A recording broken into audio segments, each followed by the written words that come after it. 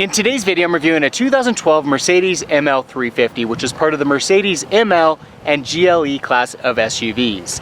This is the third generation model, which was produced from 2012 to 2018. First introduced in 1997 as the ML class, Mercedes changed the name to the GLE for the 2016 model year. The design of the third generation ML class is really a progression on what we saw in the second generation model.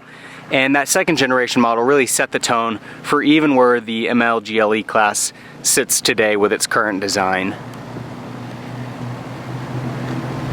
Changes were pretty subtle, and they've continued to be subtle ever since. On the front, you'll see that the grille has been redesigned from the second generation model. And then they added these linear LED strips on both sides of the front bumper, which has kind of become a trademark across the Mercedes lineup.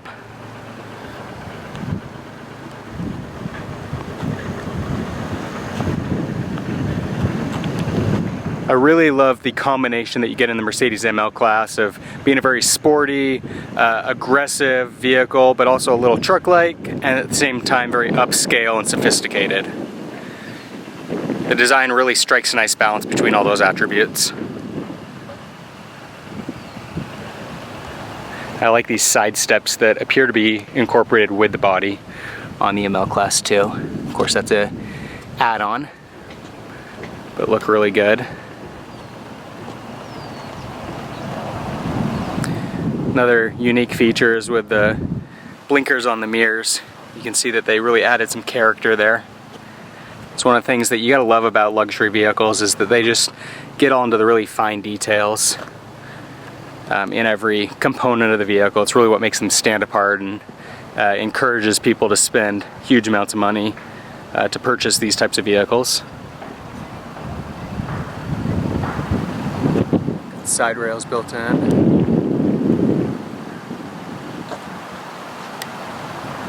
You can see the LED lights incorporated in these rear tail lights.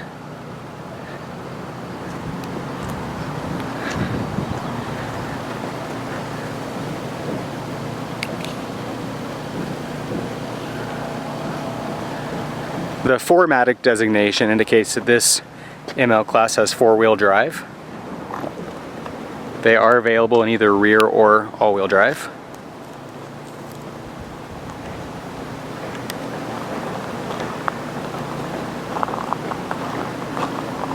My earliest memory of the ML class dates back to the Lost World Jurassic Park series, which had the ML class fitted in camo and brush guards and tail light covers and all kinds of racks and everything, which really just gave it a rugged look, and I've really been a fan of the ML class ever since. The ML class also shares the platform and many of its mechanical components with the Jeep Grand Cherokee and the Dodge Durango. That's because the two companies were under joint ownership for a while. It's no longer the case, but there's still some shared components as a result. While we don't see a huge progression in the exterior design of the ML class, on the interior, it's a huge advancement over what we saw in the second generation model. I was actually kind of disappointed with that second generation model compared to the likes of BMW and Audi. It really wasn't on par with what you get from those automakers, and they've really rectified that with this third generation model, which has a really nice level of refinement, features, and a great overall design. See, we've got electric seats here, memory settings, power door locks, power windows, power mirrors. Got an electric hatch. You'll see the button there for that. Lumbar support on the seats. Of course, standard leather. On the steering wheel, we've got various vehicle controls on the left-hand side. On the right-hand side, we've got controls for Bluetooth and audio. Nice fit and finish on this instrument cluster. Likewise on the center console. It's got a nice clean appearance to it. Split in the middle here. Fairly spacious.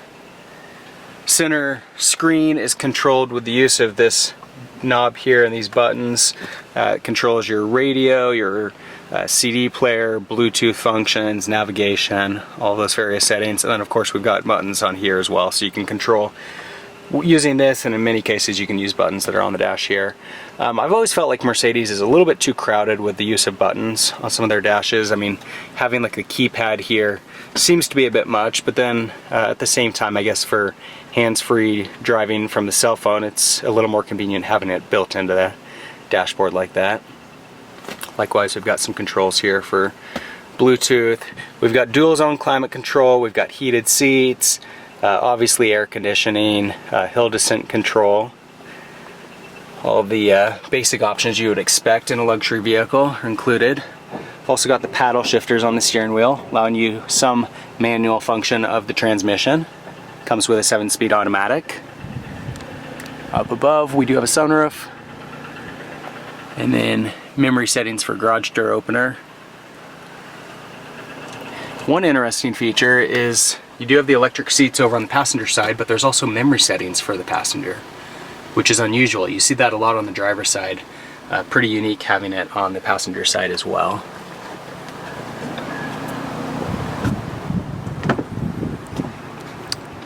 Rear seat, fairly spacious, equally comfortable to what you get up front. Got some vents for air and heat in the back. We've got an ashtray, which is interesting. Also got a little power outlet here. And then over on this side, it actually is set so that you can plug right into it. So it's kind of a nice feature. In the middle row, we've got a center armrest with cup holders. And then these seats do fold flat. It's a 2-step process. Folding this guy up, and then seat back folds down. Headrests do have to be set into the seat as well, so I can't do it with one hand. So I guess it's really a 3-step operation. Not as simple as what you get in some other vehicles, but the functionality is there. And then jumping around to the rear, of course we have an electric rear hatch.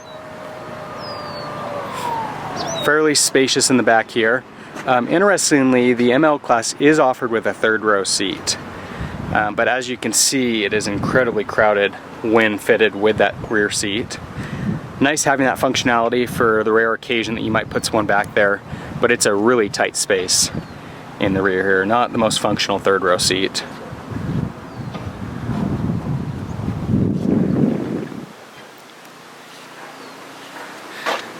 One cool feature is that with this rear hatch, it has the ability to stop. So you can press that button here to stop it. That's really convenient because sometimes if you're under, say, a carport or something, or there's some sort of an awning or tree or something above the vehicle, you can open that door, close that door, and then you can stop it part way. On our Audi Q5, we've got an electric rear hatch, but it's a single button operation, and so you open it and it opens all the way, or it closes and it closes all the way. The other cool thing about that actually is that, let's say you had some object in the vehicle that was sticking out and you couldn't quite close it all the way, you could partially close it like that. Leave it mostly closed until you get home. So I'm a fan of that feature. I think that's a really convenient tool to have on the vehicle. This ML350 comes with a 3.5 liter 6-cylinder. It's got 302 horsepower and the 0 to 60 time is 6.4 seconds. EPA rating is 18 miles per gallon in the city and 23 miles per gallon on the highway. They've also got the BlueTech diesel, which is a 3 liter 6-cylinder turbo diesel. That has an EPA rating of 20 in the city, 27 on the highway. And then if you want more horsepower, they've got the ML550, which has a 4.7 liter 8-cylinder, and the ML63 AMG, which has a 5.5 liter 8-cylinder. Those two models are going to be between 13 to 14 miles per gallon in the city and 17 to 20 miles per gallon on the highway. So a lot more horsepower, but you also pay the penalty in terms of fuel economy. So for starters, I've got to say that Mercedes has really upped the game with this 3rd generation model of the ML Class. I've driven a few of the 2nd generation models, and while they're nice, I never really felt like they quite lived up to that Mercedes badge. They didn't really have the high level of design and quality that I would expect from a brand like Mercedes. And with the third generation model, that's no longer the case. It's got a really nice high-end feel to it. The design is far better, just in terms of the overall layout. The quality of materials is at a much higher level, and then it just is a really much nicer space, more functionality, more features and options, and just a better overall layout. In addition to the improvements that we see in the overall interior design, the powertrain on the ML350 is far better than what we saw on the previous generation. It feels like it's actually adequate and capable for this vehicle. I felt like the previous model was a little bit underpowered, made a lot of noise, and it just wasn't a very dynamic, exciting vehicle to drive. And I do have to point out that even in the third generation, despite the fact that it's a huge advancement over the second generation model, if you compare it to the BMW X5 or the Audi Q5, it's still not as exciting to drive as those models. I feel like Mercedes is appealing to a different demographic. This isn't necessarily going to be a real driver's vehicle in the sense of accelerating hard and taking corners really quickly. It's got more of a truck-like feel to it. You sit up a little higher, you kind of peer out over the hood, visibility is really good, and it's certainly a very comfortable, quiet, smooth ride, but it feels a lot more like a truck than a sports sedan. And I think that's really the difference with the ML class when you compare it to BMW and Audi. I think the best takeaway that I can offer in this review is if you're in the market for a Mercedes ML, don't even waste your time looking at the second generation model. It really isn't worth the money. I was severely underpriced after driving a couple of those models, but having driven the third generation model, it's renewed my faith in the Mercedes brand, and this is definitely a model I would consider buying if I was in the market for a luxury SUV. So that's the 2012 Mercedes ML350. Overall, a really nice SUV offering from Mercedes. Really kind of the luxury SUV that started the whole segment. Not as fun and dynamic to drive as what you get from BMW and Audi, but a really great SUV nonetheless. It's got a little bit more of a truck-like ride and a really nice high level of refinement. If you have any comments or questions on the ML350, leave those in the section below. For more car reviews, subscribe to my channel. In the meantime, thanks for watching.